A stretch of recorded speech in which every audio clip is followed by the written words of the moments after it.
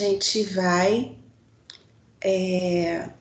vocês podem consultar o Microsoft Stream, tá bom? Ok, então vamos. Finalizei, terminei. Gabriel, vai dar tempo? Ué, se não der agora, você assiste depois, tá bom? É só mesmo uma coisa visual de uma espécie de uma Magalu, né, gente? Que fala sobre as fases psicossexuais do Freud. Eu achei engraçado esse vídeo, foi a mesma coisa de ver a Magalu. Então, gente, então vamos lá. A fase oral. Eu espero que tenha tido tempo, né, de vocês terem lido o solicitado e vamos mandar brasa agora, né? Então, eu acho importante, eu vou apresentar para vocês aqui depois um momento nesses slides que vai ser muito importante dialogar com a página, se vocês quiserem anotar, 76, 77 do primeiro ano de vida, tá? Do Dr. René Spitz. Porque mais à frente eu vou falar um pouco da Melanie Klein e de Winnicott, que são dois psicanalistas que se, sabe, debruçaram mesmo, tiveram como foco a infância. Então, eu acho interessante a gente conversando com essas pessoas que estudaram a psicanálise, a infância com as contribuições da psicanálise, para vocês terem uma visão assim mais ampla mesmo do que são esses conceitos e o que são esses significados, tá? Mas vamos devagar. Devagarinho eu vou falando para vocês um momento certo para ler os outros autores, tá bom? Eu só queria deixar claro que na quinta, antes de quinta, eu vou postar um texto, acho que eu mesmo vou escrever um texto assim mais sintético sobre a teoria da Melanie Klein, sei o bom, sei o mal, para vocês darem uma lidinha, porque aí na aula de quinta-feira vai ser a contribuição da Melanie Klein, ok? Então, vamos lá. Então, deixa eu... Aqui, ó, gente, escreve assim, ó. Melanie Klein. Próxima quinta. Bom, ela vai falar do seio bom e mal. Que é claro, né, ela se baseia toda nessa fase oral do Freud, tá? Bom, então, terminados os preâmbulos, vamos ao que interessa, né? Gente, como eu já disse, na fase oral, a libido, ela está na região da boca, né? Isso eu já disse, e isso dá um enfoque maior à necessidade que a criança tem de incorporação. Porque, veja bem, ela está no momento em que ela nasce só com reflexo de sucção, né, gente? Ou seja, ela precisa de se alimentar. Então, ela já nasce com esse dispositivo genético que é a sucção. E ali, quando ela está amamentando, vocês têm que entender que a primeira porta que ela tem de acesso ao mundo, né, é pela boca mesmo. Aproveitando já um reflexo que vem com ela, junto com o fato dela ter que se alimentar, porque senão ela morre. Só que esse ato do amamentar, que inicialmente ele é só fisiológico, ele passa agora a ter prazer, né? Por quê? Porque o centro da organização afetiva agora está na região da boca, né? Então, olha só, isso significa que o centro da organização afetiva está determinado por processos introjetivos. O que é introjeção? É quando eu introjeto do mundo externo coisas para o meu mundo interno. Isso é introjetar. Projetar é o contrário, é quando eu projeto para o mundo coisas que na verdade são minhas, lá dentro, conteúdos meus, psíquicos meus. Nesse primeiro momento, imagina, a criança acabou de nascer, ela ainda não está sabendo de nada. Então, ela está trabalhando muito com a referência do introjetar, né? Principalmente pela via do leite. Então, primeiro ela introjeta o leite, depois ela começa a decodificar aquele momento como um momento de prazer, Não somente pelo leite quentinho, que alivia aquele mal-estar da fome, que ela nem sabe que aquilo chama fome, mas muito mais, como eu já disse, pela díade, né? Pela relação mãe e filho, tá? Então, mamar e sentir prazer é sentir que o leite é bom, que o seio é bom, e que a mãe é boa, e que o mundo é bom. Então, ela está nesse momento da incorporação, né? Então, assim, o leite que é bom, porque, olha, fisiologicamente, o leite que é bom porque tira o desconforto, também é bom porque tem aquele contato gostoso com a mãe, então a mãe também é boa, então isso aqui que está acontecendo é bom, então o mundo é bom. Então, para garantias de uma, todos os psicanalistas dizem isso, para boas garantias de convivência com o outro, com a questão afetiva mais retaguarda emocional, esse momento é fantástico. Mas vocês vão ver lá na frente que não é o mamilo do peito, não é o leite que sai do peito, mas é muito mais esse aconchego, esse colo, essa inscrição da criança no desejo da mãe, tá? Desejo de amor, de cuidar mesmo. Então vamos lá. A sua sensação de que está bem é correlata de ter colocado dentro de si objetos do mundo externo que são bons. O seio e a mãe podem ser sentidos como bons porque foram incorporados, né? A incorporação é a modalidade primitiva da introjeção, portanto, depende de referenciais concretos. Vocês não podem perder isso de vista. O bebê acabou de nascer, ele precisa extremamente do concretão, tá? Da coisa mesmo, né? Do corpo mesmo da mãe, do leite mesmo da mãe, tá? Por isso, a maternagem, como eu já disse, que não precisa ser a mãe biológica, sei lá, a mãe morreu no parto, mas alguém que faça essa maternagem, esse cuidado, esse nenenês, esse aconchego, né? É fundamental para que a criança se sinta adequada, amando e se sentindo amada. O vínculo básico da maternagem é a amamentação. Erik Erikson, um dos discípulos do Freud, né, ele diz que nesse momento a criança ama com a boca e a mãe ama com o seio. Né? Eu acho isso bem legal, essa metáfora do Erik Erikson, tá?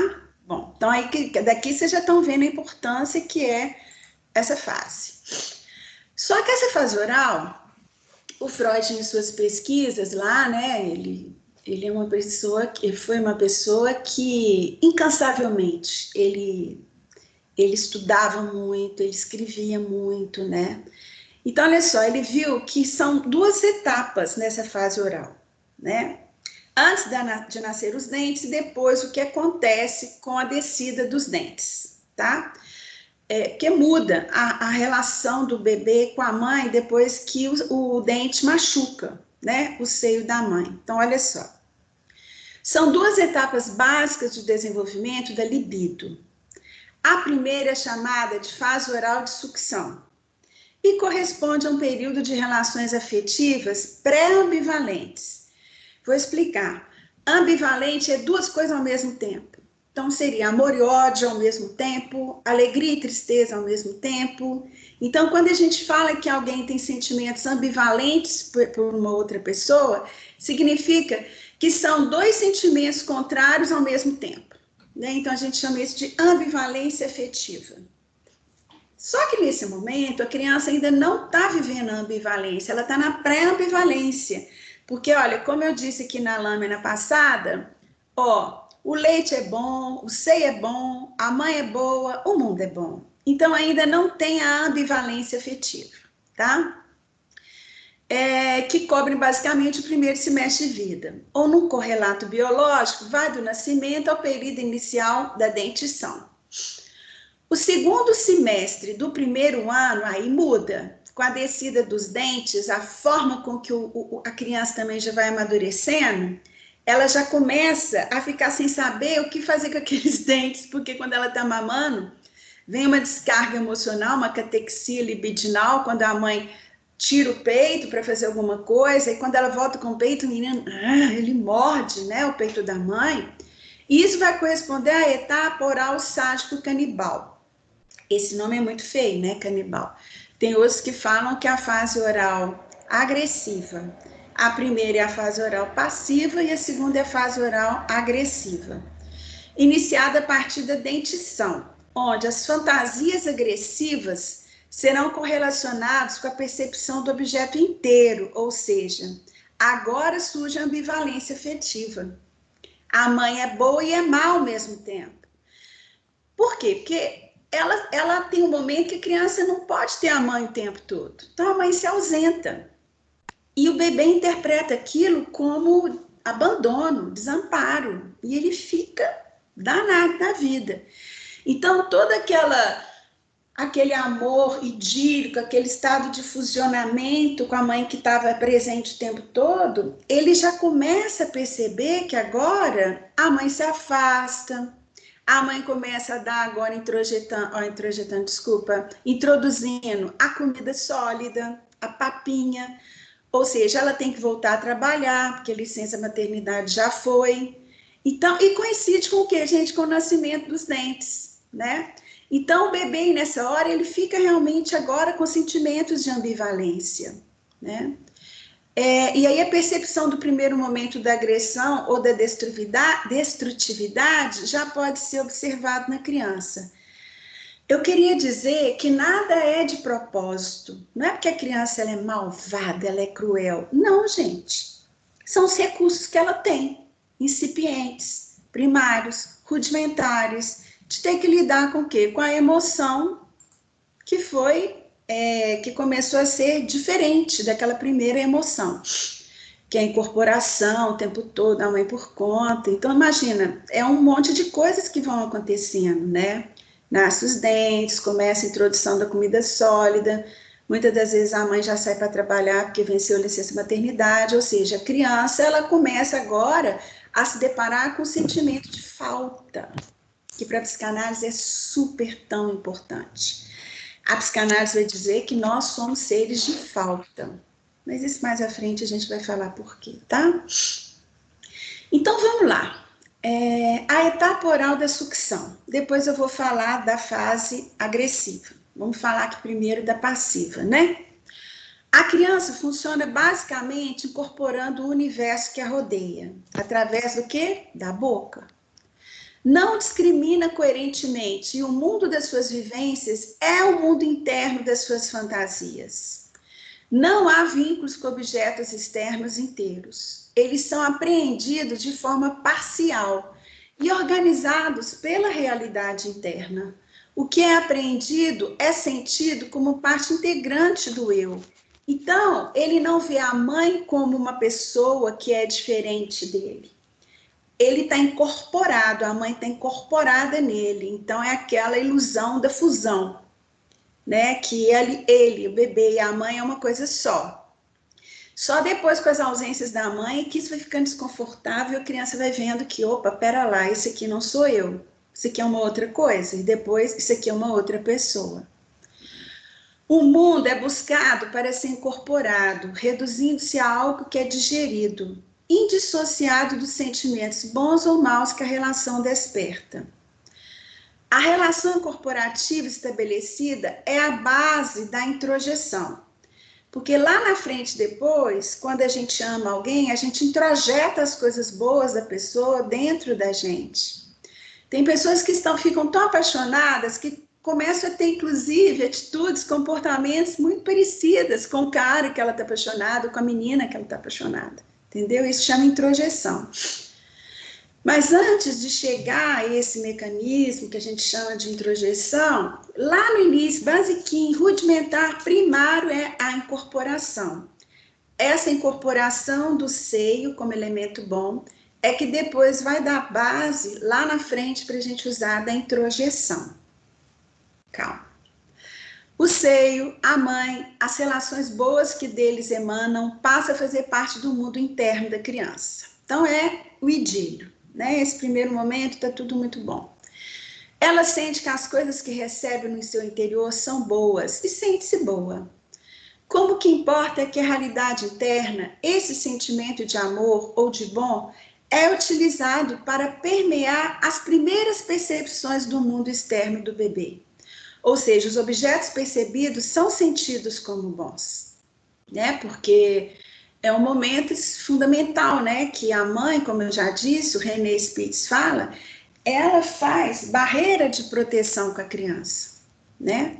Ela é como se ela estivesse privando a criança dos estímulos que não são tão bons, porque por enquanto ela está por conta do bebê, aquela relação, né, de fusão.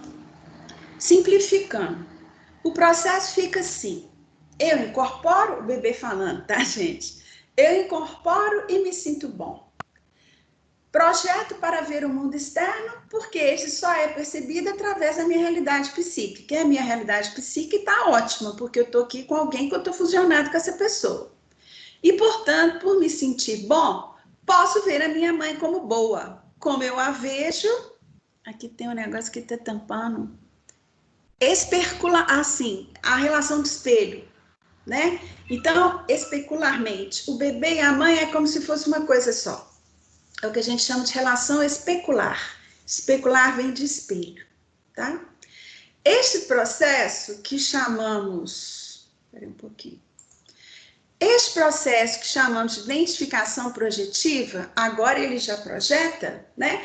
Primeiro momento ele incorpora, ele introjeta, para depois projetar. Ou seja, que bom que eu estou recebendo isso que eu recebo é bom. Então o mundo é bom, né? Ou seja, aí ele projeta aquilo que ele está recebendo. Constitui a base da configuração dos vínculos de amor e a configuração parcial aqui está tampando. Por mais que eu tente tirar essa barrinha aqui, eu não consigo, gente. Aí vocês vão me desculpar, aí vocês vão lendo aí e me ajudando, tá? Que a configuração da identidade não se pode dar sem ser passando por esse momento, tá? Eu queria de verdade tirar essa barrinha daqui, mas eu não consigo. Ou seja, o Erik Erikson, né? Deixa eu escrever aqui para vocês verem. Eu já vou dialogar com o Erik Erikson, tá? Erik Erikson. Ele vai dizer que o primeiro ano de vida marca a confiança inicial, primordial do sujeito em relação aos outros, tá? Então, olha, um bebê que não teve isso, um bebê que não teve esse momento idílico, esse momento de incorporação, esse momento de ter uma pessoa para fazer essa relação especular com ele, de chamou, atendeu, chamou, foi atendido, demandou, está sendo complementado. O Erik Erikson vai dizer que essas pessoas, elas crescem com uma desconfiança crônica em relação ao outro, né? Bebês que não lhes são garantidos desde o início essa relação de amor, essa relação de afeto, proteção, segurança, não tem como eles introjetarem um mundo bom via o sujeito que é a mãe bom, via o seio que é bom. Ele sempre vai lidar com uma desconfiança em relação ao outro. Porque a primeira figura de maior importância na vida dele, que seria a figura que faria a maternagem, não foi suficientemente boa, tá? E aí entra o Winnicott, que vai dizer o seguinte: uma mãe, ela tem que ser suficientemente boa, né? Suficientemente no sentido que ela tem que mostrar para a criança também os seus limites. Ela não pode ser totalmente boa. Porque quando uma pessoa é totalmente boa com a outra, é o que a gente chama da filosofia, a gente fala da tirania da bondade. Porque quando você é totalmente... Porque primeiro já não consegue, né, gente? Ser totalmente boa com ninguém, né? Mas só essa insistência da gente querer ser totalmente boa com alguém, significa que você não acredita naquela pessoa. Você não acredita que ela seja capaz de te ver em carne e osso, com seus problemas, com suas coisas boas. Ou seja, a gente é tudo ao mesmo tempo, a gente não é só coisa boa, né? Então, o Winnicott, ele vai dizer que a mãe, ela tem que ser suficientemente boa. Ou seja, ela tem que fazer isso aqui, ela tem que maternar, mas ao mesmo tempo ela tem que saber a hora que ela tem que começar gradativamente a sair de cena. Gente, Isso não é fácil, não. Vocês vão ver pelo resto do curso como que essa díade, sabe? Como que essa relação com o objeto, né? Objeto de amor inicial, primordial na vida das pessoas vão marcar, né? Essas relações marcam muito o psiquismo das pessoas, tá bom? Ok. Parou. Hora de eu perguntar para vocês feedback. Até aqui, tá tranquilo? A fase oral passiva tá tranquilo até nascer os dentes? Vamos, gente, eu preciso que vocês tenham alguma dúvida. Liga o microfone, fiquem à vontade, perguntem. Tá? Nada? Então, vou continuar, tá?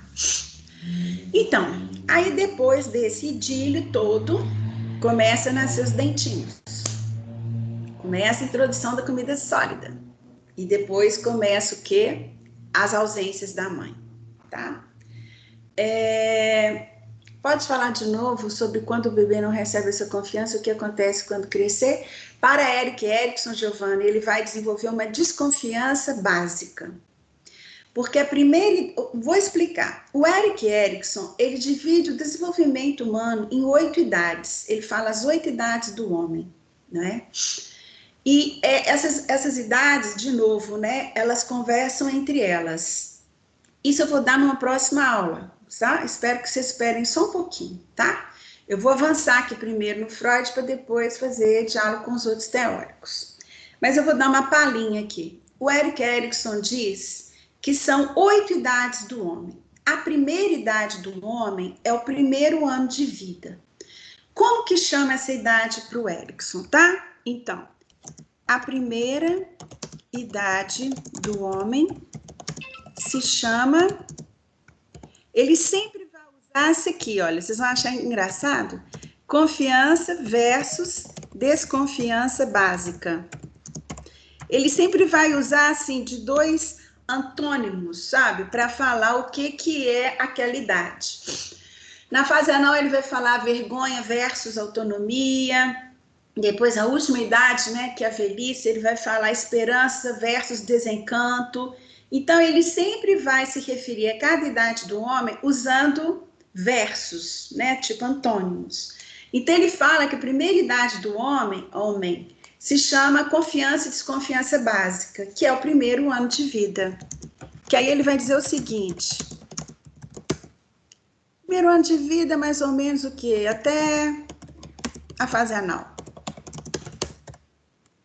Ele vai dizer que se o bebê não obtiver isso, se ele não tiver garantido a ele, ao desenvolvimento dele, essa maternagem, uma mãe suficientemente boa, ele vai ficar ressentido e vai poder desenvolver mais à frente uma relação ambivalente com o objeto de amor, os próximos, né, que aparecerem na vida dele, e uma desconfiança crônica, tá? Então, assim, por mais que uma pessoa que esteja do lado desse bebê que cresceu e que não teve isso, demonstre, sabe, que existe amor ali, o que acontece? Não adianta, porque a desconfiança vem de dentro dele.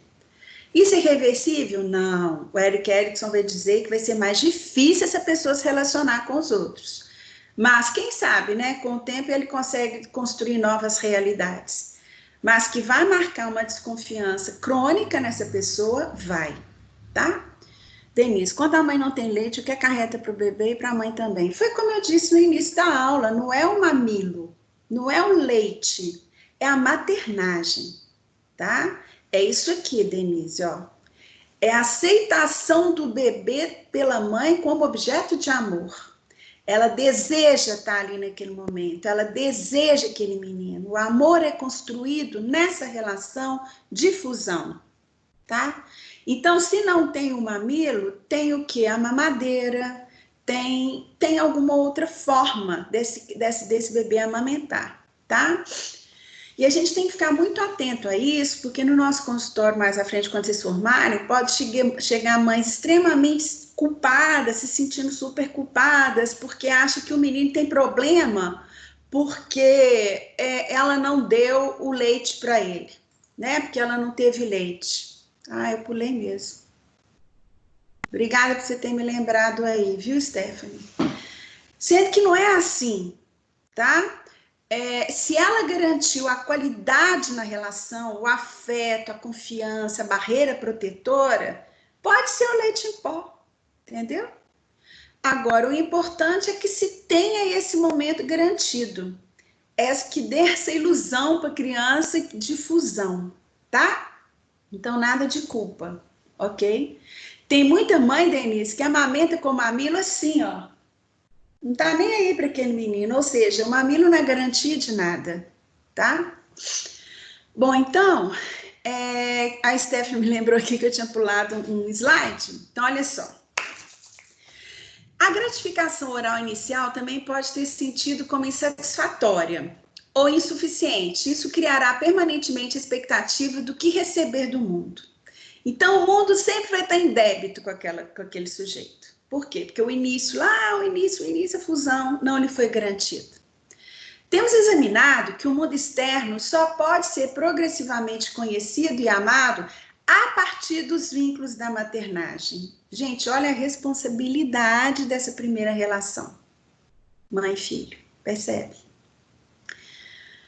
Ou pode ser o pai, né? Porque a mãe morreu, pai materna, avó materna, né? Então vamos tirar a mãe biológica aí, vamos colocar essa primeira figura de amor, essa primeira pessoa, tá?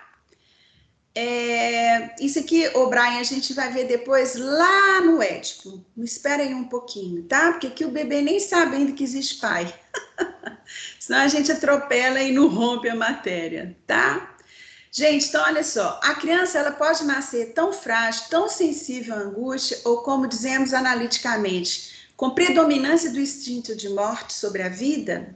Instinto de morte aqui é uma tradução antiga, tá? A Regina Rapaport, ela tem uma tradução mais atualizada, que a gente já está usando pulsão de morte. Que quaisquer oscilações da maternagem repercutirão como processos destrutivos, fazendo-a regredir e isolar-se em seu mundo interno de fantasias. Então, gente, vamos dialogar com o Dr. René Spitz. Quando ele fala que o bebê que não tem isso garantido, ele vai entrar na que ele chamou de depressão anaclítica, que é aquela depressão em que o bebê fica paradinho aqui, ó. Aqui tem uma foto bem legal. Que é o bebê atrás do bercinho. Essa foto ela é muito interessante. Que é como se não tivesse ninguém brincando com ele, ninguém chamando ele para brincar. É porque ele entrou numa falta tão grande, tão tremenda, que ele não sabe responder nem aos estímulos externos. Quando falta esse momento de fusionamento mãe-filho, tá? Essa maternagem. Então, ele vai se isolando e pode, inclusive, regredir, né? Então, você vê assim, bebês que compulsivamente chupam o dedo, né? Ou seja, é uma regressão. É uma estratégia de voltar ao momento anterior na vida dele, onde que pelo sugar ele obtinha prazer, né? Então, o que acontece?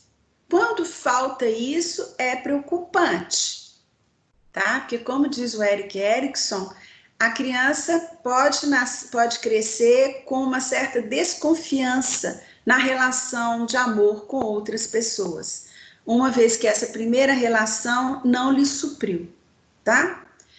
Bom, também a criança, com uma propensão normal ao desenvolvimento sadio, pode sofrer uma maternagem tão desestruturadora e agressiva que não seja capaz de estabelecer vínculos significativos com a mãe e, portanto, com os demais objetos do mundo externo. Então, exemplo, sei lá, uma mãe viciada em drogas, uma mãe extremamente ausente, que não consegue dar aquilo que o bebê precisa dela naquele momento. e deixa esse bebê com a mãe dela, com a avó. Se essa avó faz o papel de uma mãe suficientemente boa com seu neto, porque o bebê nem sabe se aquele ali é vó, se aquele é mãe, não. Ele sabe que ali tem uma figura que está o quê? Nutrindo, acarinhando, reconhecendo como importante. Ele pode se desenvolver de uma forma mais tranquila, porque teve a substituição da figura biológica da mãe por uma pessoa, uma figura materna. O que importa é a maternagem, tá bom? Então, olha só. Mas, quando esse bebê não tem nem a avó para suprir, sei lá, a mãe, ela tem problemas mesmo, né? Assim, uma neurose grave, ela não consegue se dar para o bebê.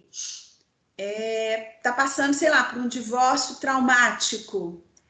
O marido saiu de casa, o pai do bebê saiu de casa, ela tá custando dar conta dela mesma. Como, gente, que ela tem condições psíquicas para oferecer isso para o bebê? Há mães e mães. Há mães que conseguem, né? Porque tem um arcabouço egóico legal. Mas tem pessoas que são mais frágeis psiquicamente, né? E talvez elas não consigam dar isso nesse momento para o bebê. Então, o que acontece? O bebê, a gente vai ver o quê? Um isolamento, né? O bebê que não é reconhecido no campo da maternagem, a sensação de desamparo é tamanha que toma conta dele. E aí, o que acontece? Ele se isola e não ocorre o desenvolvimento dos vínculos. E a realidade externa passa a ser rejeitada, né? Porque o que vem de lá não é bom. Então, é como se ele começasse a se encapsular. Ele começa a se fechar em si mesmo. Todo prazer, ou melhor, toda segurança só pode existir dentro do mundo interno das fantasias. Veja bem, eu já falei isso. Primeiro ele tem que introjetar, para depois projetar que o mundo é bom. Porque antes ele teve chance de introjetar que aquele mundo é bom. Aí ele projeta o mundo que o mundo é bom. Agora, se ele introjeta um mundo mau, um mundo de abandono, um mundo de desamparo, não tem como, gente. Depois ele vê esse mundo como bom. A gente dá o que a gente tem. Então, se aquilo que ele teve é o que ele vai dar. Percebe? Como trabalhar isso para a pessoa sair desse lugar de regressão e de desconfiança crônica e aprender a amar o outro com mais confiança? Análise. Terapia, tá? Bom, o externo não forma um todo coerente. As discriminações são fragmentárias e parciais. As apreensões parciais são modeladas e integradas em uma realidade interna de fantasia que é sentida como a única realidade. Então, suponhamos, bebês que são abandonados muito precocemente e são captados por instituições de caridade, né? Demora um pouquinho, viu? O bebê começar a acreditar de novo em alguma outra pessoa. Isso a gente observa muito em bebês que são criados em orfanatos, né? Eles são desconfiados. Quando crescem, eles levam para a vida fora uma desconfiança, né? Porque talvez não tenham encontrado no orfanato uma mãe suficientemente boa, né? Aquela cuidadora, né? Sei lá, como que chama as pessoas que trabalham no orfanato? Funcionárias, né? Que deem para eles, que garantam para eles uma maternagem suficientemente boa, né? E não é só, gente, limpando o bebê, tirando o cocô, limpando o xixi, botando ele para dormir, dando mamadeira, assim, que ele vai crescer saudavelmente. A relação de afeto é maior do que isso tudo, tá? Bom, então, os processos mentais são os do inconsciente, que ali já se começa, né, a formar o inconsciente, o psiquismo humano. O ego não se fortalece e o processo secundário não se estabiliza. O que é processo secundário? É essa situação em que a criança dá conta de lidar com o desamparo rapidinho, assim, alguns minutos, alguns segundos, depois algumas horas. Isso são chamados processos secundários porque aí a criança já conta com ela mesma, né? Não mais com a mãe. E aí, o que acontece? As fantasias, elas ficam desorganizadas, né? E o pensamento, ele fica truncado, porque aí a criança não tem como mais se organizar de uma forma saudável, entendeu? Coerente entre mundo interno e mundo externo. Alguma coisa fica truncada ali no meio do caminho, tá? Bom, é isso. Até aqui tá tranquilo? Como que vocês estão vendo isso? Gostaria de ouvir vocês. Não sai essa coisinha aqui de jeito nenhum. Gente, deem sinal de fumaça. Tá tranquilo? Tá vendo, gente, a importância que é essa relação mãe-bebê? Tem programas de mestrado, doutorado, que só estudam isso, a relação mãe-bebê, tá? Para vocês verem o tanto que é. Vai, Brian, você vai ter que estudar mais depois, pelo resto da sua vida. Não somente amanhã, depois de amanhã, daqui um ano, nos 5 anos do curso de graduação, não. Isso aí é para o resto da vida. Quem mandou vocês fazerem psicologia, né? Achou que berimbau era gaita? É muita responsabilidade a gente estudar o desenvolvimento do psiquismo humano, né? Bom, eu sou apaixonada, né? Mas é muita responsabilidade, né? O P está perguntando, e como funciona a libido no sentido de resiliência? É basicamente subjetiva? Ô Pedro, a gente está vendo aqui que nada é basicamente subjetivo, percebe? Tudo foi marcado, tudo é marcado na primeira relação de maternagem que qualquer sujeito, ser humano, estabelece com a figura que o cuida, tá? Ele vai buscar essa resiliência que você, né, tá perguntando se é subjetiva, mais à frente sim. Mas o que é a subjetividade? Ela é sempre construída na relação com o outro, tá?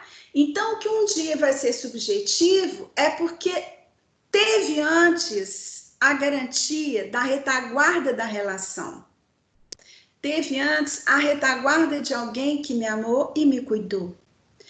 E quanto mais eu tenho essa certeza dos bons vínculos iniciais, primordiais na minha vida, mais resiliência eu desenvolvo para encarar a vida mais à frente. E quanto menos eu pude ter a chance de ter alguém que me proporcionasse isso lá nas primeiras fases da minha vida, mais dificuldade eu vou ter de desenvolver uma resiliência perante o quê? Os conflitos, perante os atritos, perante os problemas da vida, entendeu? Ou seja, tudo que é subjetivo um dia foi conjunto, sempre. Porque todas as linhas da psicologia vão dizer que a gente se faz via o outro. Tá bom, Pedro? Professora, por isso a adoção é algo um pouco mais complicado. É sim. É sim. E vocês vão ver isso depois mais lá na frente no curso. Bom, eu trabalho a adoção de crianças na minha disciplina psicoterapia de família, né? Quando eu abro um parêntese lá para a gente trabalhar famílias de crianças adotadas. Provavelmente vocês vão estudar isso nessa disciplina também, tá? Tem que ter muito investimento libidinal num filho que chega para você mais tarde, sendo que não veio de dentro de você. Tem que ter muito envolvimento, tem que ter muito desprendimento, tá? Então, a fase oral passiva é essa. Entre outras palavras, ela é idílica, né? Quando se tem a maternagem boa. Agora, quando não se tem a maternagem boa, como diz o Erik Erikson, a criança vai crescer com uma desconfiança crônica nos relacionamentos, nos vínculos ulteriores àquele primeiro relacionamento mãe-bebê, tá? Ô, gente, agora olha só, a gente não tem que entrar numas aqui de julgamento moral. Aquela mãe. A gente não sabe da estrutura psíquica daquela mãe. Quem sabe é porque ela realmente não deu conta, sabe? Quem sabe ela teve as limitações psíquicas dela como sujeito Se você for investigar, talvez até ela mesma não tenha tido isso com a própria mãe dela. Eu repito, a gente dá o que a gente tem, sabe? Como que eu vou dar algo que eu não tive? Eu vou criar. Como que eu vou criar? Na relacionamento com as outras pessoas, depois da minha vida, mais para frente. Agora, se essa mulher cresceu sem isso, se ela não desenvolveu a confiança no outro, poxa, para ela é muito complicado ela dar isso para um bebê. Então, a gente tem que colocar o nosso julgamento moral aqui, sabe? De que é bom, do que é ruim, porque a gente não está aqui numa visão maniqueísta, o bom e o mal. Não, a psicologia nos ensina, a gente tem que compreender, a gente tem que sempre analisar, a gente tem sempre que se perguntar, perguntando ao outro, o que aconteceu? Né? Por que você tem esse termômetro que acha que não foi uma mãe tão boa? Escuta ela, escuta o outro, vê o que tem para vir ali, né? Senão fica muito, muito perigoso, sabe? O exercício da nossa profissão. Todo mundo que chega, a gente fala assim, é porque foi cruel com o filho, porque não foi bom com o filho. Ué, a gente não está aqui no discurso moralista e policialesco. A gente sempre tem que compreender o outro, o sujeito. Tá bom?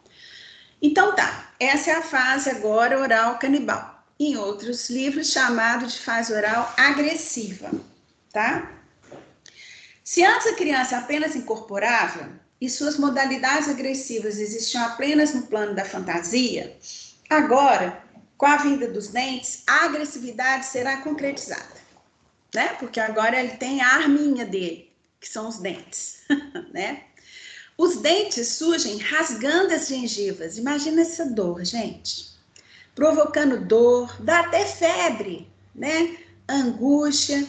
Eu não sei se vocês já acompanharam crianças, primos, sobrinhos, irmãos. Quando nascem os dentes, eles ficam muito mal-humorados. Eles nem dormem à noite. Porque a coisa nasce rasgando tudo. Imagina, então, assim, a primeira vivência de agressividade que ele tem no corpinho dele, que é a própria dentição, né? O próprio nascimento dos dentes. Eu brinco que ele aprende a ser agressivo com o nascimento dos dentes, porque ele interpreta aquilo como uma agressão a ele. Dá até febre. Imagina essa angústia, que você não consegue controlar aquela dor que está chegando, né?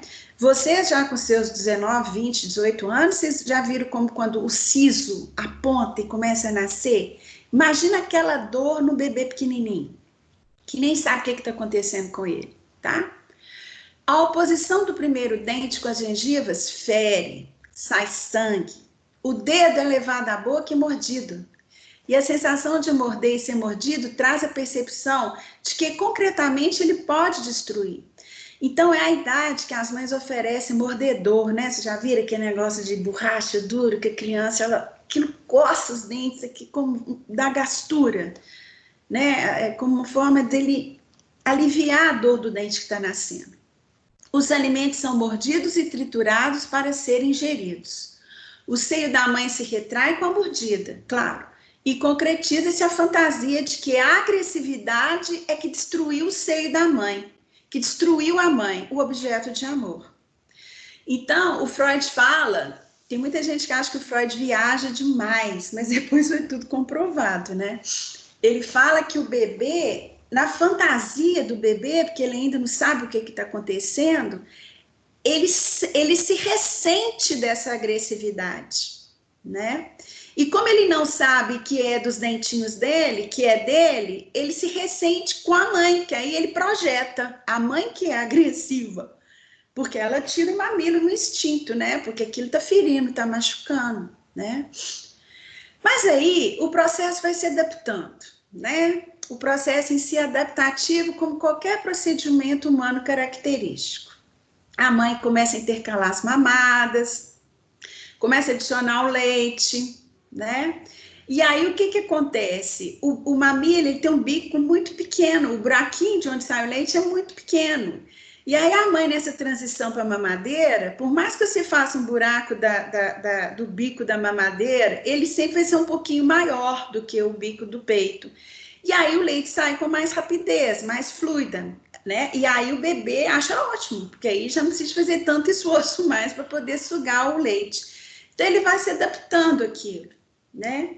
E a mãe sempre ali do lado, né, falando, maternando, mesmo com a mamadeira. Então, isso acaba se adaptando, né? Se assim não fosse, o padrão teria extinto, ou a própria adaptação da espécie humana estaria em perigo. Imagina, o bebê falando, não, não quero, eu quero o mamilo, eu quero o leite da minha mãe. A mãe já não está conseguindo mais, porque ela tem que voltar a trabalhar. Está ferindo o mamilo dela, não consegue dar leite com sangue. Aí o que acontece? O bebê não consegue, o bebê, se ele não se adaptasse a essas mudanças, ele morreria de inanição, né? E a humanidade humana, a espécie humana toda estaria morta uma vez, considerando isso, né? Então, é necessária certa dose de agressividade para entrar no mundo, atacá-lo em suas oposições e moldá-lo às necessidades do organismo. Olha que interessante. A própria dentição já ensina a gente a lidar com a nossa própria agressividade, modulando a nossa agressividade.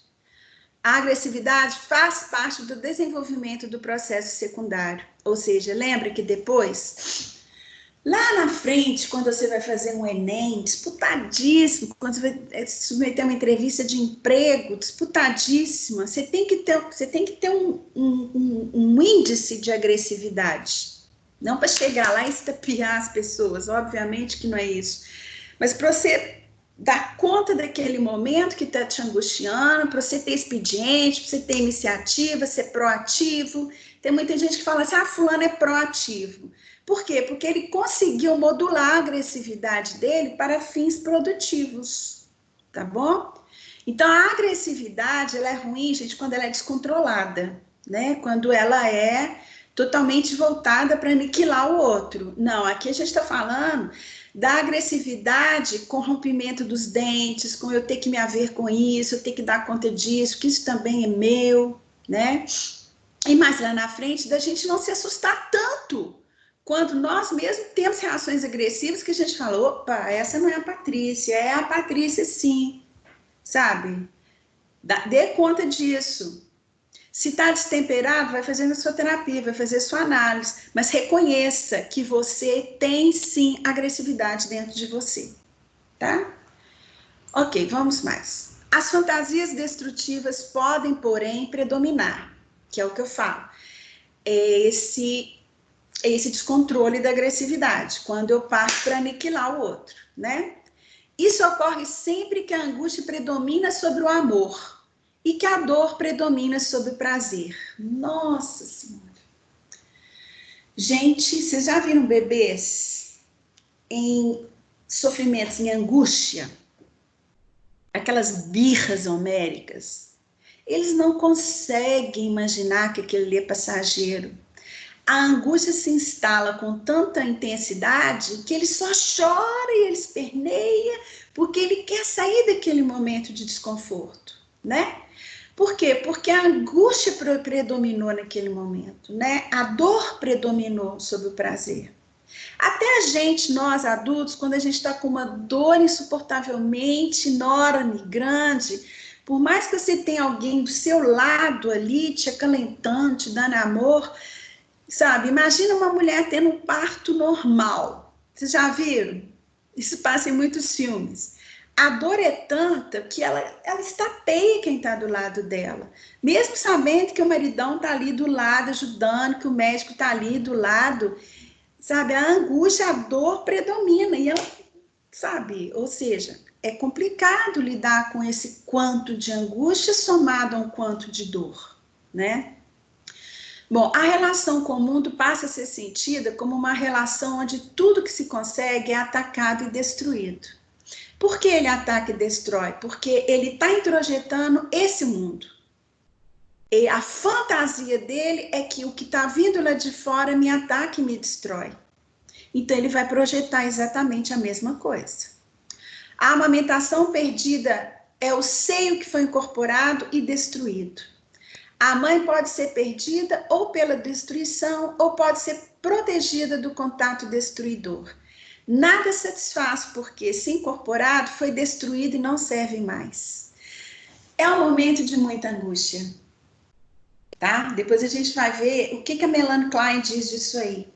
A fantasia que se cria dentro do bebê, dado aos pouquíssimos recursos de racionalidade que ele tem, de raciocinar sobre o que está acontecendo, que aquilo vai passar, que aquilo é temporário, ele não tem. Então, tudo é muito vivido no nível do corpinho dele, né?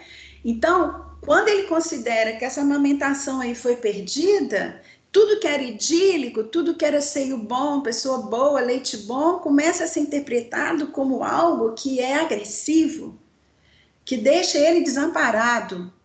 E aí é o momento em que ele responde a isso como? Agredindo, mordendo, tá? Então, gente, de novo eu falo, não é porque ele é malzinho, não é porque ele é cruel, não, porque são os recursos que ele tem naquele momento para poder devolver para o mundo o que ele acha que o mundo está dando para ele. Então, por isso que é tão difícil para os bebês lidarem com esse desfusionamento da mãe, sabe? Porque antes, lembra, estava fusionado, eu e tu e eu. Agora não, existe o eu e existe o tu. E aí ele tem que trabalhar com essa defusão, tá? Então, gente, até aqui tá indo, tá tranquilo? Eu sei que é uma teoria densa, eu sei que é fantástico, né? O Freud tem um discurso muito sedutor, instiga a gente, mas a gente tem que sair do nível do deslumbramento e compreender a teoria, tá bom? Então, como diz o Brian, vai ter que estudar mais depois, ok? E não é pouco não, gente, é estudar muito, tá bom? Para todas as linhas aí da psicologia, quem vai se especializar, seja na terapia comportamental, seja na psicanálise, seja em qualquer linha, depois que você se forma na graduação, são mais 3 anos de formação, tá bom, gente? 3 anos que você vai estudar a teoria, você vai fazer atendimento com supervisão com o teórico daquela teoria e vai fazer a sua análise naquela teoria. Então, são mais 3 anos. Médico faz residência de 3 anos, não é isso? Pois é, nós também não ficamos atrás, não, tá bom? Ok, então agora eu vou falar um pouquinho agora da amamentação, tá? Notícia boa? Você tá sendo irônica ou você gostou mesmo da ideia de estudar mais 3 anos depois de 5? Que na verdade são 8 anos, né? Quer você vai fazer curso de especialização, para você ter seu CRP, que é a carteirinha do Conselho de Psicologia, psicólogo genérico não precisa não, mas suponhamos, eu quero ser psicólogo clínico, você tem que fazer uma prova lá no CRP, de psicologia clínica. Se você quer ser psicólogo jurídico, você vai ter que fazer a prova no CRP para poder ter o título de especialista em psicólogo jurídico, e por aí vai, psicólogo hospitalar, tá, gente? Fui irônica, mas pelo menos a gente vai estar aprendendo, botando em prática, né? Tudo tem seu lado positivo, sempre, né? Tá na chuva, né, Raíra? Tem que molhar, né? Bom, então as implicações da amamentação como vínculo central da maternagem já foi discutida aqui em vários níveis teóricos e evolutivos. Naquele Bebês em Foco, vocês viram como é importante para o pessoal da neuropsicologia a amamentação, né? Além do fisiológico, além de simplesmente alimentar. O pessoal da psicomotricidade já deixou claro, a Andrea, né, naquela live dela, que inclusive está salvo lá no meu Instagram, se vocês quiserem assistir depois, tá no IGTV, tá, do Instagram. Ela vai falar o tanto que é importante esse diálogo tônico entre a mãe e o bebê, né? Ou seja, isso aí vocês já estão todo mundo careca de saber, né? Então, tentaremos agora examinar alguns aspectos práticos da atuação materna e as suas consequências no desenvolvimento infantil. Então, vamos trabalhar agora a mãe. Ô, gente, que hora que acaba a aula? É 10h30, 10h40? Não, é 10h30, né? Que 10h40 começa uma outra aula, não é isso? Só para eu... Nossa, 10h02, o tempo passa muito rápido. Mas então, vamos lá. Bom, então vamos lá. Então, a gente já viu que as fantasias ligadas à amamentação são o núcleo da maternagem, né? Essas fantasias, gente, elas são organizadoras do mundo interno da criança. Vocês já viram isso? E correlacionam-se apenas fragmentariamente com a realidade externa e objetiva. Por que fragmentariamente? Porque está no início, ele ainda está entendendo o que está acontecendo. Então, assim, não é em totalidade, ainda é fragmentária, tá? Isso só vai melhorando, desenvolvendo com o desenvolvimento mesmo da criança, tá? Se o desenvolvimento fosse diretamente correlacionado ao processo externo objetivo, a criança seria tão mais ajustada quanto maior fosse a quantidade de leite produzida e a duração do aleitamento. Ou seja, então é só dar leite e pronto, acabou? Não, nós já vimos aqui que não. Isso não é verdade. O relacionamento com a mãe é primordialmente qualitativo. E não 1 litro, 1,5 litro, 2 litros de leite por dia. É qualitativo. Não importa apenas dar o seio. O que importa é como o seio é dado.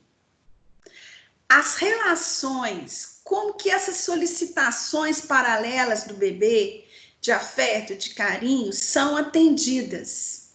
Ou seja, não se está apenas incorporando o leite da mãe, mas também a sua voz, o seu cheiro, o seu embalo, as suas carícias. É isso que vai impregnar no nosso psiquismo. Por isso que não necessariamente as mães que não tiveram leite e dão leite em pó na mamadeira, mas oferecem isso aqui, não precisam se preocupar, tá? O bebê discrimina mais a mãe pelo cheiro e pela voz do que pelo olhar, visto que o rosto humano só será discriminado no 4º mês. Aí a gente vê lá, no 1º ano de vida, Gestalt sinal, lembram? Que no início, o René Spitz, ele colocava uma máscara com olhos, nariz e boca, e a criança não discriminava entre a máscara e a pessoa. Só que aí, ele começava a sentir, aquela máscara não tinha o cheiro da mãe. Aquela máscara não tinha a voz da mãe. Aí o que acontecia? Buá, abria o choro. Porque aí ele ia desenvolvendo devagarinho. Vocês estão tentando me enganar, né? Mas eu tô vendo que essa máscara aí não é a minha mãe. Porque cadê o cheiro dela? Cadê a carícia dela? Cadê a voz dela? Tá? Exatamente, nem as expressões faciais, né? As carícias da mãe não só proporcionam intensa sensação de prazer, como vão progressivamente dando à criança a configuração do seu quê? Próprio corpo. Portanto, não, aí já não estou entendendo, a configuração do esquema corporal. Agora aqui, gente, tá aquela barrinha da câmera, microfone em cima da letra que eu não consigo tirar, tá? O eu da criança começa a configurar limites, ou seja, a ter existência própria pelo contorno que é dado pelo corpo materno. Acho que eu vou ter que ligar meu celular aqui para poder ver esses slides. Porque senão eu vou acabar não engolindo mosca aqui. A gente está em qual slide? 8. Eu mando tudo para mim, para o meu e-mail, justamente para evitar esse tipo de coisa. Assim. Tá? Isso, Patrícia Mello. Deixa eu colocar aqui do ladinho. Ok. Então, gente, vocês estão vendo aqui, né, que não é só o leite, o líquido, mas toda a relação que se constrói. Ó, aí entra a questão dos orfanatos. As crianças criadas em instituições, apesar de todos os cuidados alimentares, higiênicos e médicos, elas andam tardiamente, falam tardiamente, possuem um esquema corporal prejudicado, têm dificuldades de estabelecer ligações significativas e como fonte de satisfação. Usam frequentemente condutas alteróticas, portanto, regredidas. Uma conduta alterótica é o quê? Chupar o dedo. A libido não está na região da boca? Então, a criança então regride e ela começa o quê? A chupar o dedo, tá? Como forma de dar a ela mesma aquilo que lhe faltou, tá bom? Mas quando eu falo nessas instituições, gente, estou falando aquelas instituições que os bebês são cuidados, sabe, assim, como linha de montagem. Uma pessoa dá mamadeira, outra pessoa dá o leite, dá o banho, parará, parará.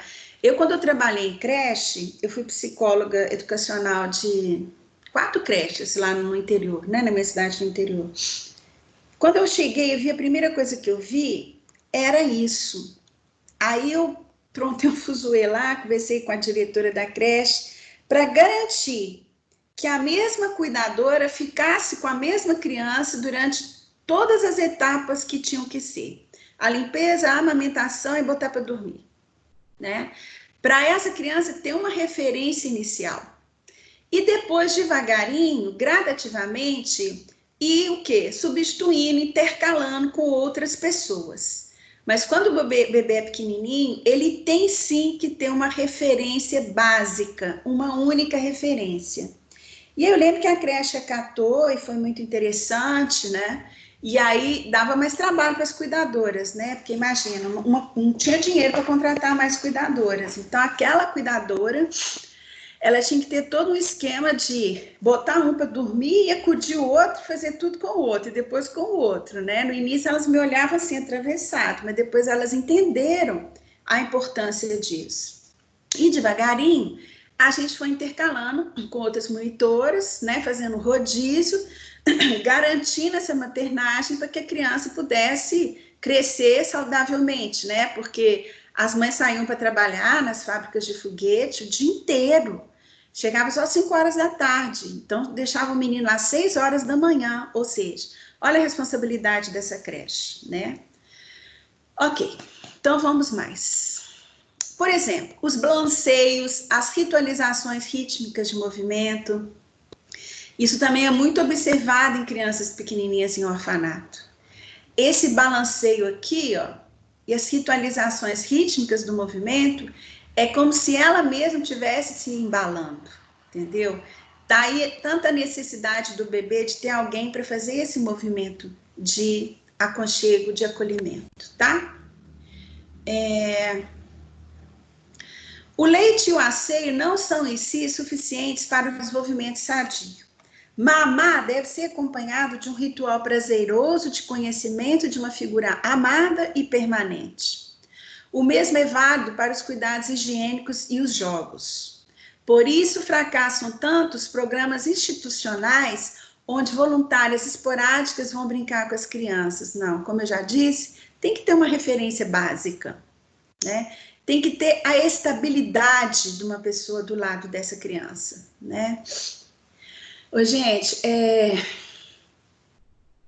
eu tenho conhecimento de um caso que a mãe morreu num acidente de carro e a avó, a mãe da mãe, ela produziu até leite para poder continuar cuidando do neto. Ela incorpora tanto a função materna, uma avó já velha, de 60 anos, 65 me parece, ela conseguiu produzir leite. Você vê a força da maternagem no psiquismo dessa avó, né? Então, assim, como que esse desejo de ser uma mãe suficientemente boa disponibiliza, né, tanto o corpo da mulher, que essa avó até produziu leite, tá vendo?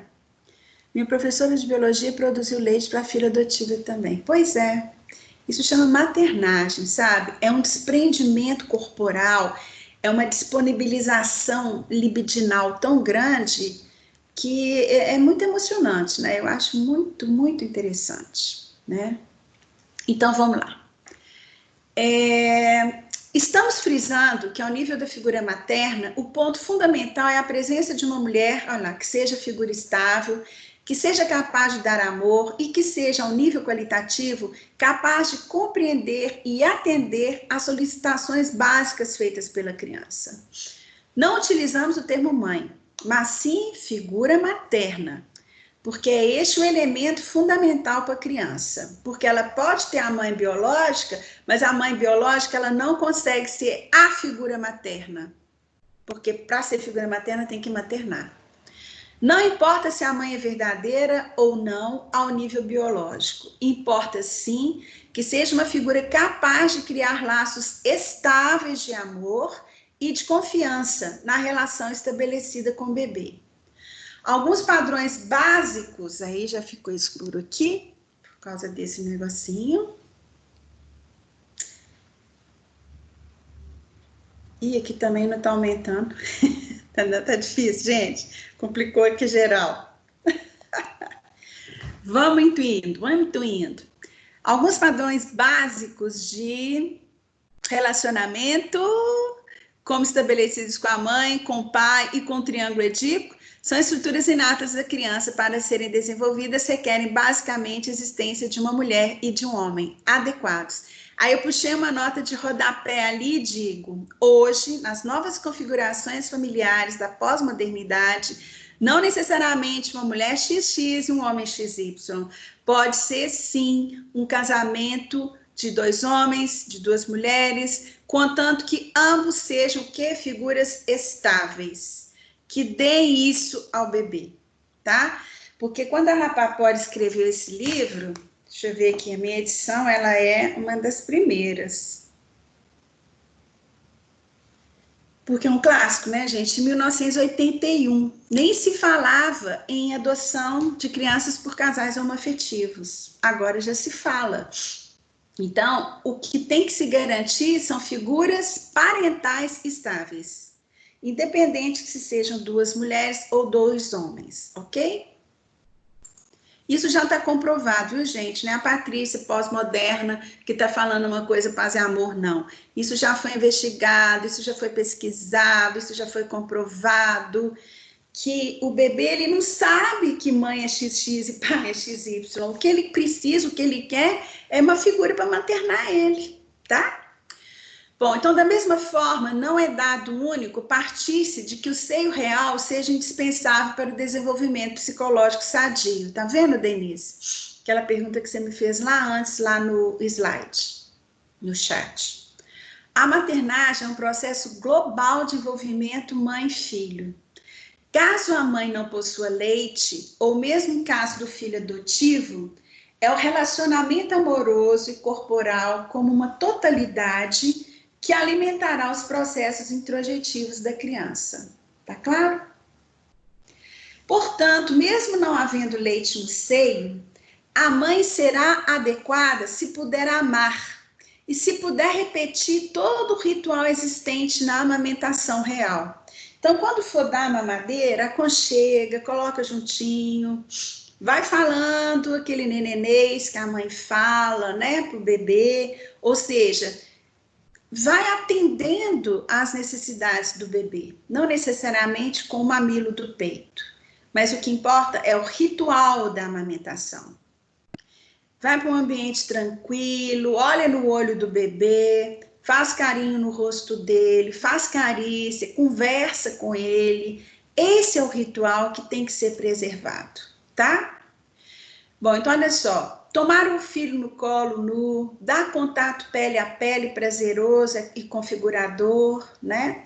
Falar com ele, embalá-lo, acariciá-lo, tudo lhe dará não só a própria configuração, mas também o ajudará a organizar e amar o objeto primordial de toda a sua evolução afetiva, a sua mãe.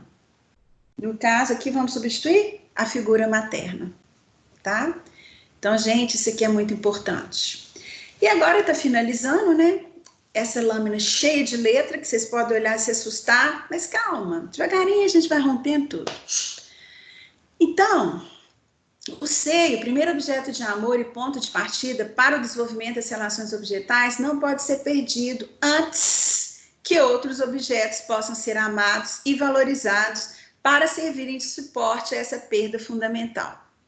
Então, olha lá, agora aqui a gente vai entrar no objeto, na primeira relação objetal. Por volta do 3º mês, a criança já está estabelecendo suas relações agora não mais com o seio, mas com a mãe.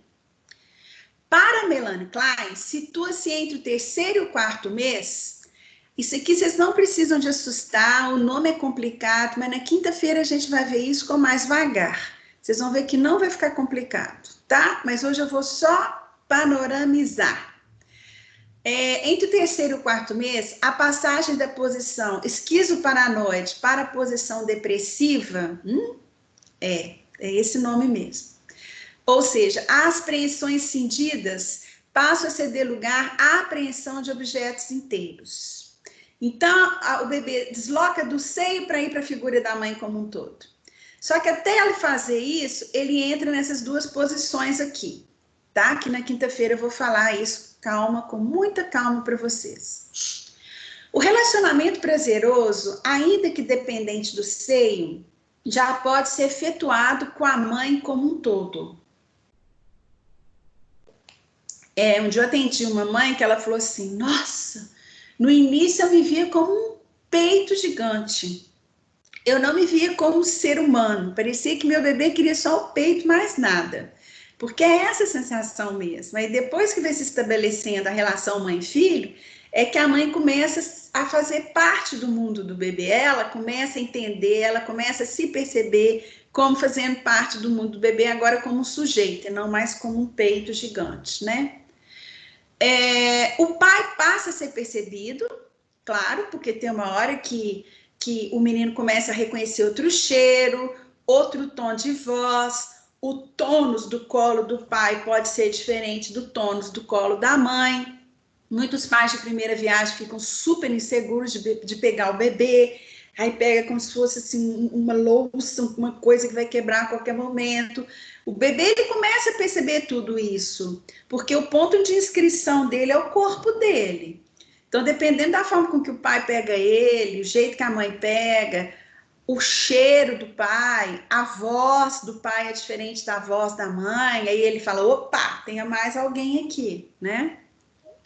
E nos casais homoafetivos, a presença do outro ou da outra, né? E aí começa a constituir uma nova fonte de relacionamento prazeroso. Os alimentos que são progressivamente introduzidos também dão prazer. Aí tem toda aquela parte lúdica, né? Aviãozinho. Aí o menino pega comida, vocês viram, né, em vários vídeos, meleca a boca toda, a textura da comida na mão, né? A textura da comida ao redor da boca, isso tudo começa também a ser fonte de prazer. E aí começa, inclusive, a comida virar brinquedo, né?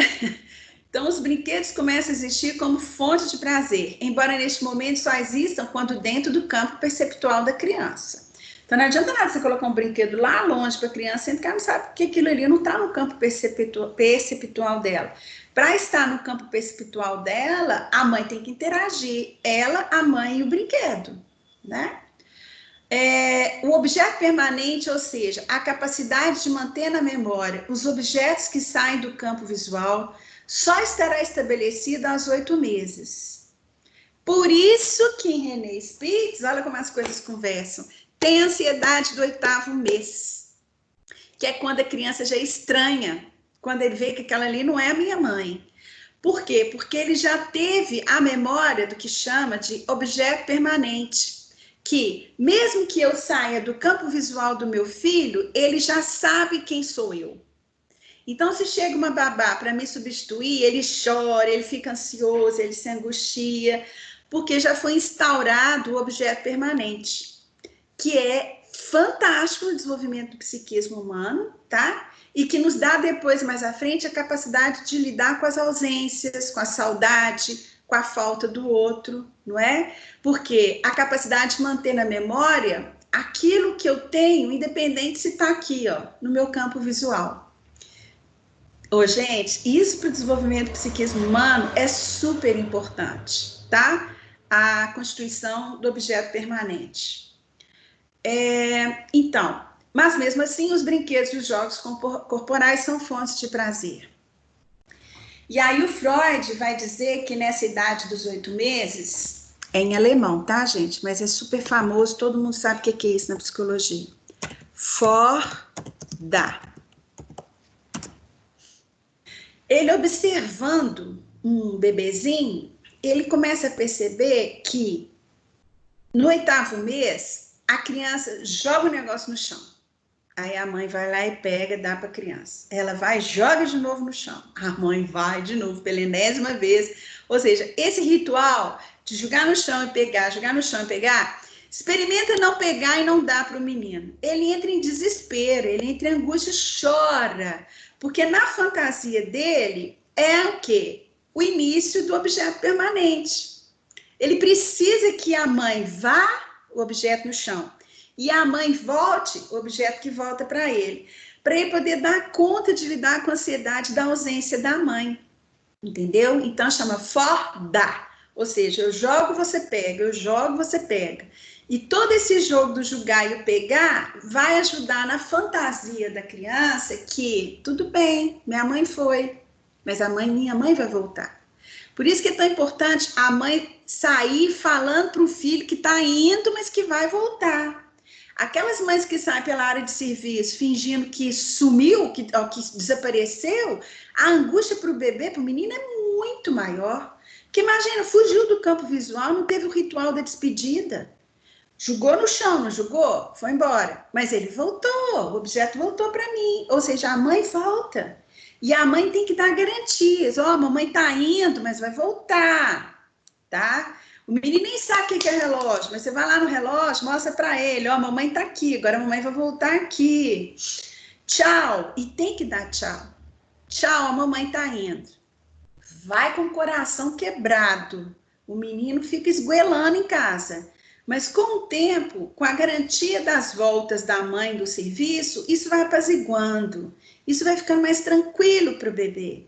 Por isso que quando ele vai para a escolinha e tem uma relação legal com a mãe se angustia muitas vezes, muito mais do que a criança, né? Ele fala, então tchau, mãe, pode ir. E a mãe entra em desespero. Como assim, filho? Mas a mamãe está indo. Esse é o primeiro dia de escolinha. Mas a mamãe está indo. O menino olha para ela e fala, vai. Né? Ou seja, isso já está tranquilo para ele. Agora, que é diferente daquela criança que não tem ainda objeto permanente, não tem a segurança que a mãe vai voltar, aí ela vai esgoelar na escola no primeiro dia, né? Ela vai dar trabalho no segundo, no terceiro, no quarto, no quinto, no sexto e por aí vai. No início, gente, é super natural a criança chorar no início quando está indo para a escolinha, porque ela não sabe o que ela vai encontrar ali. Mas se ela sentir a garantia da mãe, sabe, da confiança da mãe, passa para a criança. E a criança lida com isso melhor, tá?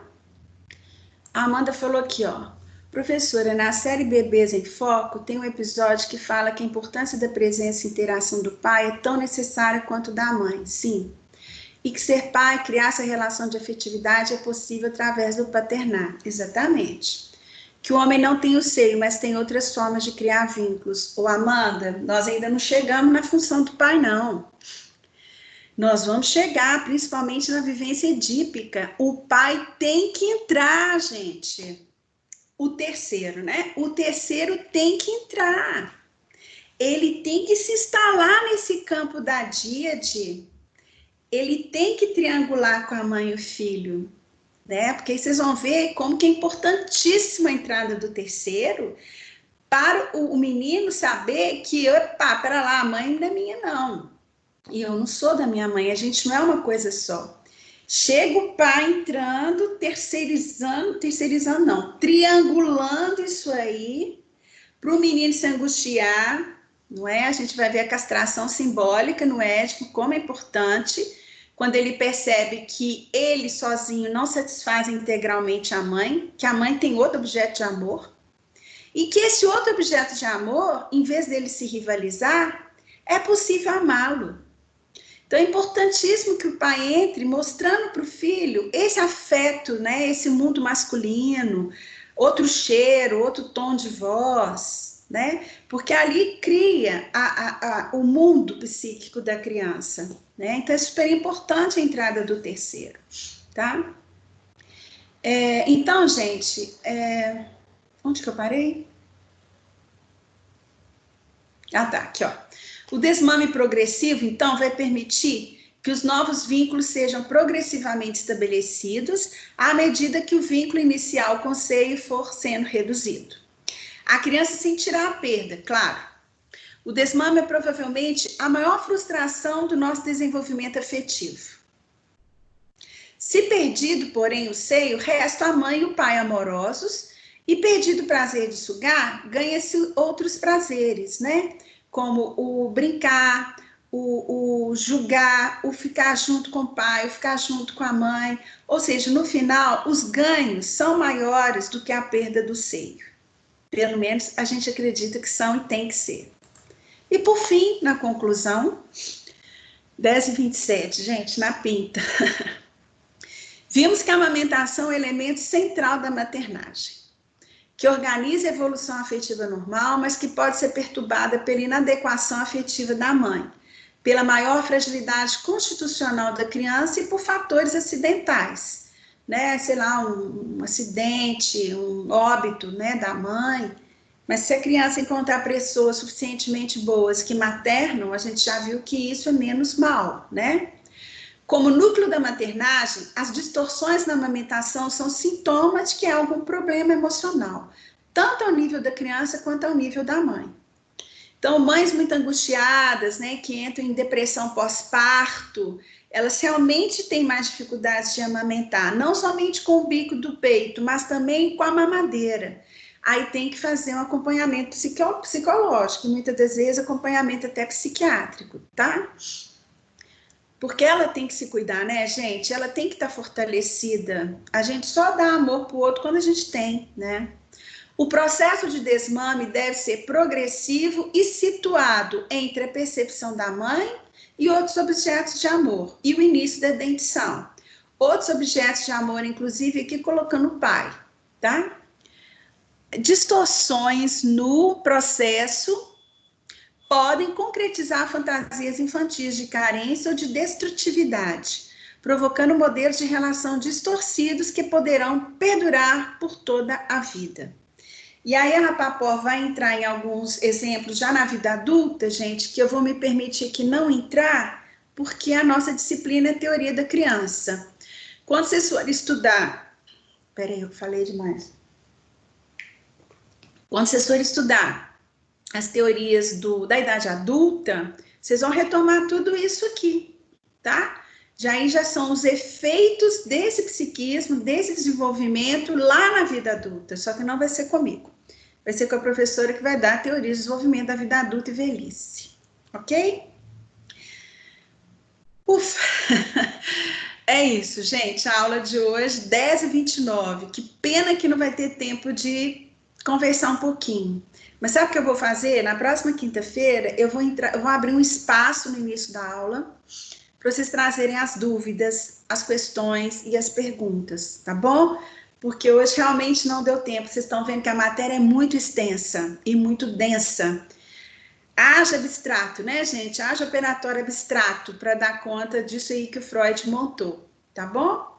Então é isso, gente. Alguma dúvida, alguma questão, a gente deixa para quinta-feira no início da aula. Tranquilo? Ok? De nada, filhote. Mas, gente, então anotem as dúvidas aí, por favor, tá? Porque vocês vão ler esse texto agora com mais vagar, eu tenho certeza. E aí, as dúvidas que aparecerem, tragam para mim, mas dúvidas relacionadas ao desenvolvimento da criança, tá? Do adulto, embora eu tenha muita vontade de falar, mas eu não posso, porque senão eu vou estar atropelando a disciplina que vocês vão ter logo depois dessa aqui, tá? Então, tchau, gente, tudo de bom. Vou aqui parar a gravação, tá?